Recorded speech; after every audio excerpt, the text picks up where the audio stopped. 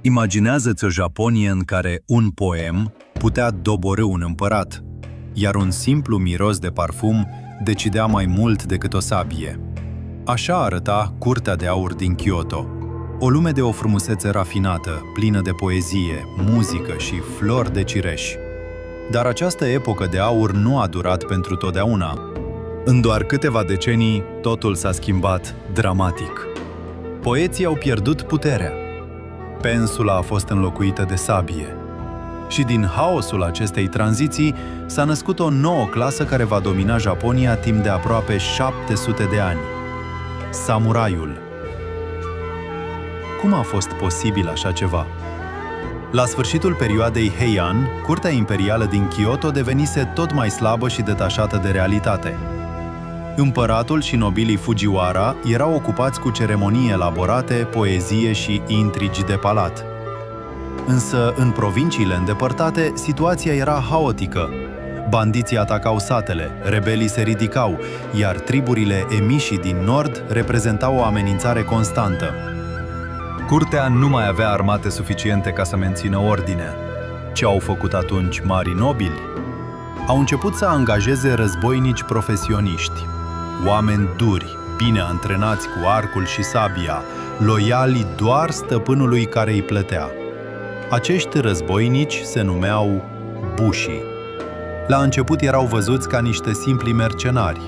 Nimeni nu și-ar fi imaginat că vor deveni viitoarea elită conducătoare a Japoniei.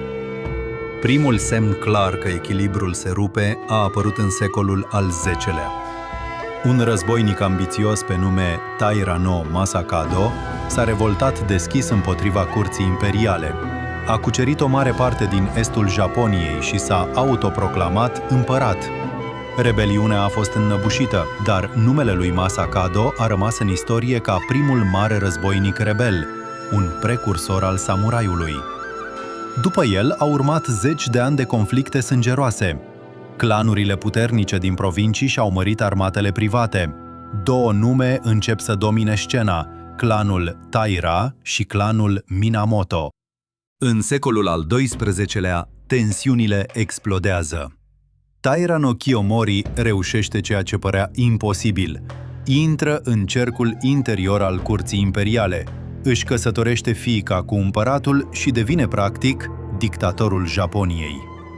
Pentru prima dată, un om al sabiei controla Kyoto-ul. Dar puterea Taira nu a durat mult. Clanul Minamoto, condus de frații Yoritomo și Yoshitsune, pornește un război total. Războiul Genpei, 1180 până la 1185, este unul dintre cele mai dramatice capitole din istoria Japoniei. Bătălii navale epice, trădări, asedii și acte de eroism incredibil. Minamoto no Yoshitsune devine o legendă vie. Geniu militar, el câștigă bătălie după bătălie. Culmea vine la Dan Noura în 1185. Flota Taira este distrusă. Împărăteasa mamă se aruncă în mare împreună cu împăratul copil Antoku, ținând în brațe sabia sacră a Japoniei. Marea s-a înroșit de sânge. Victoria Minamoto era totală. Dar bucuria nu a durat. Minamoto no Yoritomo, gelos pe faima fratelui său Yoshitsune, îl declară trădător și îl obligă la sinucidere. Yoshitsune moare ca erou tragic, o poveste care va fi cântată secole întregi. În 1192, Yoritomo primește titlul de shogun. Nu rămâne la Kyoto, își mută capitala la Kamakura. Pentru prima dată, puterea reală aparține unui războinic. Se naște Bakufu, guvernul militar.